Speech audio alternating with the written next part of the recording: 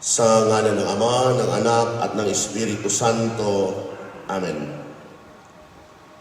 Marahil tayong mga Pilipino, yamang mahilig tayong kumanta.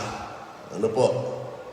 Siguro alam na alam ninyo, lalo na kapag ang ilang kalalakihan nakainom na, yung awiting My Way. Ha? Alam niyo ba yon? Yung totoo lang. Ha? Di ba alam na alam natin ang awiting My Way? Nababalitaan nga natin sa radyo, sa telebisyon, ng ilan nakakapasok sa iba't ibang kaguluhan dahil sa awiting I Did It My Way. Alam niyo ba kung sino may gawa noon, may akda? Sabi nila, si Frank Sinatra. Hindi po. Si Frank Sinatra ang nag-perform. Pero, ang may akda noon, ang pinaka-original, ay hindi rin si Paul Anka. The original version ng I Did It My Way ay mula pa sa French song na hindi alam kung sino talaga ang may gawa.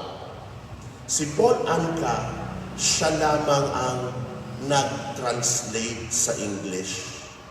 Yamang alam na alam natin ang awit na iyan, ang tanong ko, ilang beses sa awiting nabanggit ang praise, I Did It My Way? Alam niyo ba't di maalala? Kasi ang alkohol, nakakababa ng memorya. Kinanta mo pero di mo binilang. Kung babalikan natin, 3 beses sinabi sa awitin, I did it my way. Father, bakit yan ang inyong humiliya ngayon, I did it my way?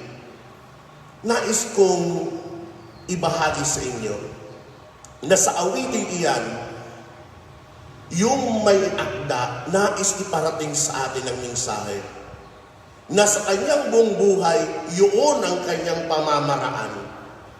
Parang tayo rin. May pamamaraan, may diskarte sa buhay. Lalo na ngayong pandemic. Ilan sa mga kaibigan nyo na ang pumasok sa online selling? Ha? May nagtitinda ng face mask, may nagtitinda ng face shield, at kung ano-ano. Ako may kilala nga ako nagtitinda ng itlog. Pinasok na hindi mo talaga akalain na papasok sa ganoon. Bakit? Yan ay pamamaraan natin. Pagiging madiskarte, ito ay bunga ng ating pag-iisip para mabuhay. Sa linggong ito mga kapatid, tinatanong tayo, ang Diyos ba may pamamaraan din? Marahil hindi yan sumaki sa ating isipan, kaya minumulat tayo sa pamamagitan ng mga pagbasa na ang Diyos na meron tayo na sinasampalatayanan ay may pamamaraan. Bakit kamo? Balikan natin ang unang pagbasa mula sa aklat ni Propeta Isaías. Anong sabi rito? Ang aking isipan ay di ninyo isipan, at magkaiba ang ating daan. Kung paanong ang langit higit na mataas, mataas sa lupa, ang daan at isip ko ay hindi maabot ng inyong akala. Sa pamagitan ng pananalitang iyan ni Propeta Isaías, ibinabahagi sa atin na may pamamaraan ang Diyos na ibang-iba sa tao. Ang kanyang pag-iisip ay hamak na mas mataas sa tao. Sa Ebanghelyo, sa pamamagitan naman ng talinghaga, naalala niyo may-ari ng ubasan nang matapos ang araw at nagbayad na ng upa? Anong sabi niya? Sabi niya sa mga nagreklamo, yung mga unang ang buong araw nagtrabaho, sabi niya, kaibigan, hindi kita dinadaya. Hindi ba't nagkasundo tayo sa isang denaryo? Kunin mo ang ganang iyo at umalis ka na.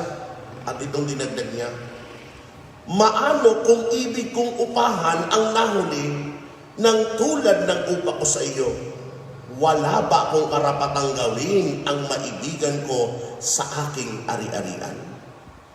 Sa pamagitan ng pananalitang iyan na may-ari ng ubasan na sinasagisag noon ay ang Diyos, minumula tayo na ang Diyos ay may sariling desisyon. Ang Diyos may sariling pamamaraan. Ang Diyos may sariling pag-iisip. Kung ganito pala ang ibinabahagi sa atin ng unang pagbasa ng Ebanghelyo, ang tanong, ano nga ba ang pamamaraan ng Diyos na ibang-iba sa tao? Ano nga ba ang nilalaman ng kanyang kaisipan at kalooban upang sa gayong kung malaman natin, yun ang ating sundin upang tayo ay maging kalugod-lugod sa Kanya? Sa totoo lang mga kapatid, mahirap malaman ang kaisipan at kalooban ng Diyos. Nitong nakaraang araw, kagagaling ko pa lang po sa tinatawag na annual retreat. 3 sa mga tema ay tungkol sa tinatawag misteryo ng Diyos. Na hindi mo talaga malalaman ang Diyos kung ang Diyos hindi mismo nagpahayag sa atin.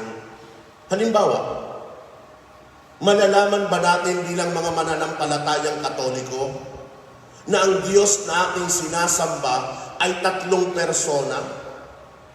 Na meron palang Diyos Ama, na meron palang Diyos Anak, na meron palang Diyos Espiritu Santo? Hindi natin malalaman ang misteryo ng banal na Santatlo kung hindi mismo si Jesus nagpahayag sa atin, dahil yun ay isang misteryo. Kaya nga kung meron man tayong nalalaman sa Diyos, dahil yun ay ipinapahayag niya sa atin. Subalit paano nga ba nagpapahayag ang Diyos? Ang Diyos hindi nagpapahayag katulad ng isang radio announcer o di naman kaya ng nagbabalita o kahit ng aking pagsasalita. Ang Diyos kapag nagpahayag, ginagamit ang tinatawag na salita. Anong salita iyon? Ang salita na ating napakinggan.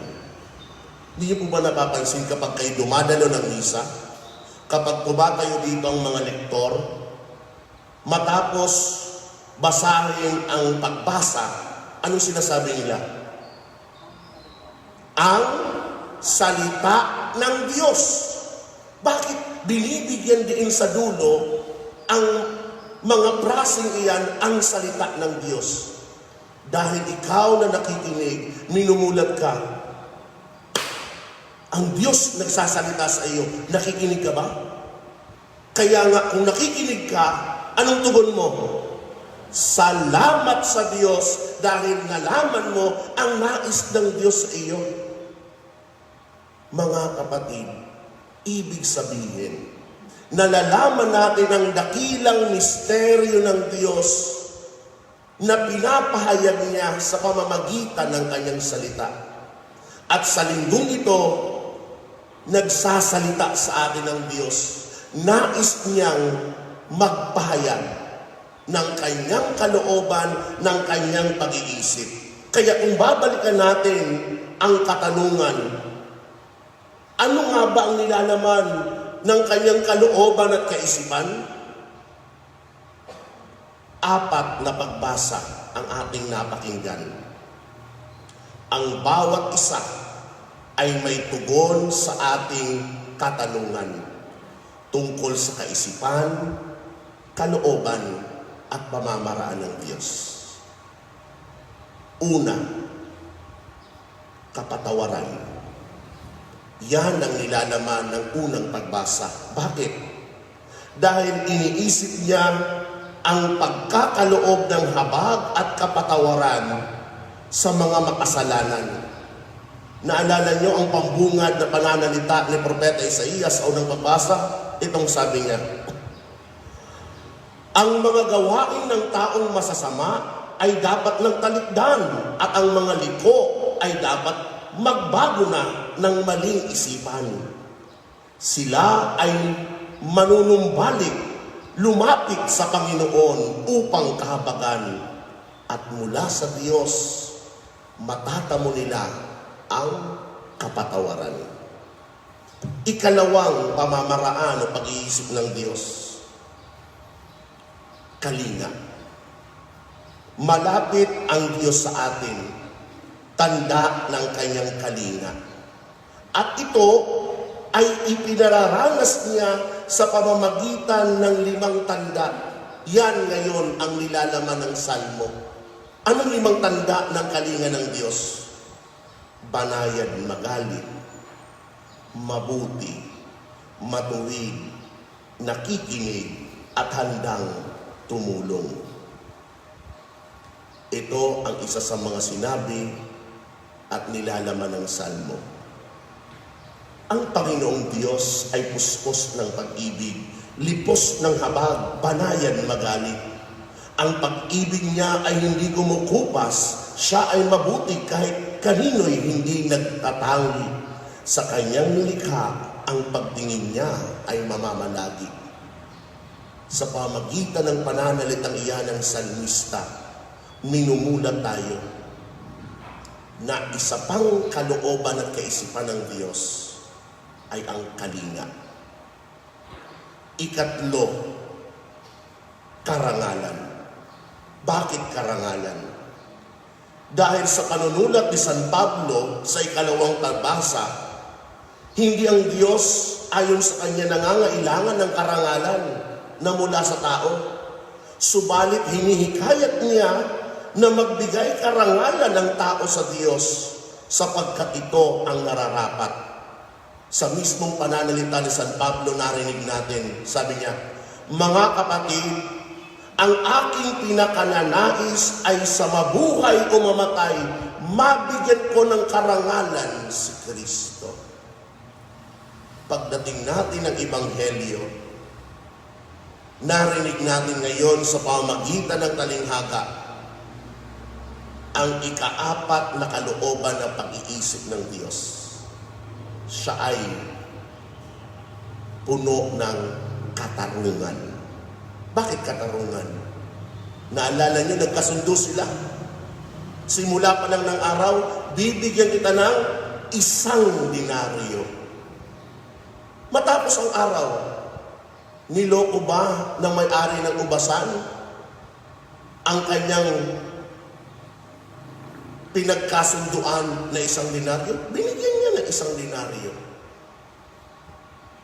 Subalit ito nainggit, bakit pinagpantay-pantay? Kaya nga ang pananalita rito, hindi kita dinadaya, kunin mo ang sa iyo. Yun ang katarungan ng Diyos. Pero maliban sa katarungan ng Diyos, dinadagdag sa atin sa Ebanghelyo ang isa pang kanyang pamamaraan at pag-iisip. Ito'y walang iba kundi kabutihang loob. Sabi niya, "O naiinggit ka lang sa aking kabutihang loob dahil kahit yung 1 oras lang nagtrabaho, binigyan niya rin ng 1 denaryo." Mga kapatid, 5 kung tutuusin ang binabahagi sa atin na kalooban, pamamaraan at pag-iisip ng Diyos. Subalit, doon na lamang tayo sa 4. Una, kapatawaran. Ikalawa, kalinga. Ikatlo, karangalan. Ika-4, katarungan. Baka sabihin niyo, "Father, ba't binawasan niyo?" Minsan kasi nagbigay ako ng 5. May lumapit sa aking senior. Sabi, "Father, sa susunod, huwag niyo namang damihan." Sabi ko, "Bakit po? Hindi ko po maalala lahat." Kaya yan, 4 na. 4 lang, 4. Kaya wala naman sigurong senior dito, baka magalit sa akin, no? 4 lang.